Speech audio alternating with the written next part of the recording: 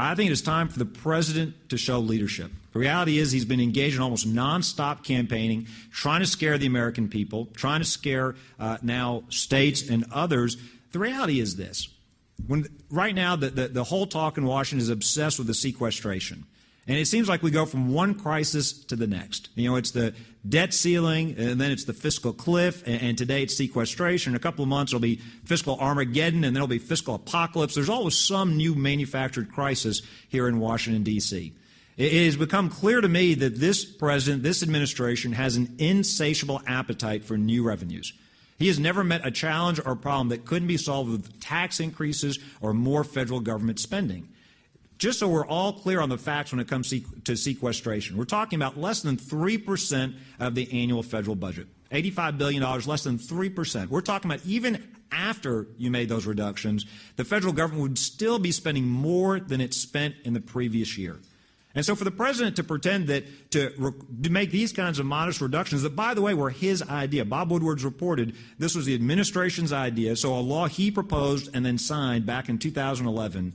For them to suggest that this will result in the hollowing out of the military, the interruptions of food inspections, and it'll result in folks not getting critical health care services is, again, preposterous. I could not be more frustrated than I am right now. How many more times are the governors going to have to pick up the mess of Washington, D.C.? How many more times are we going to have to deal with these issues over and over again because of the finger pointing and the blame game that keeps on happening in Washington? What I will tell you is we heard today a whole lot of no. And that seems to be the new word in D.C. is no from everybody. What was frustrating was the president said, we were promised revenues. Ask any South Carolinian what happened to their revenues when they got home or got back to work in January.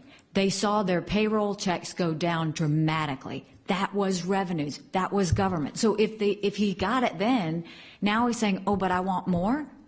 Something's wrong. My kids could go and find $83 billion out of a $4 trillion budget. This is not rocket science. What this is an inability to want to get to work. No one should be going home.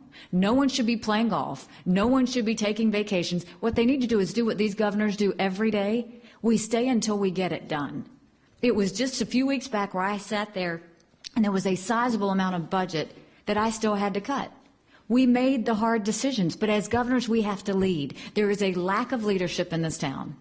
And there is a frustration across this country that we no longer have any stability with Washington in place the way it is. There is no leadership. There's no confidence. There's nothing that shows us that they actually care about what they're doing. What they're doing is they're playing games, and we as the taxpayers are having to cover for their games.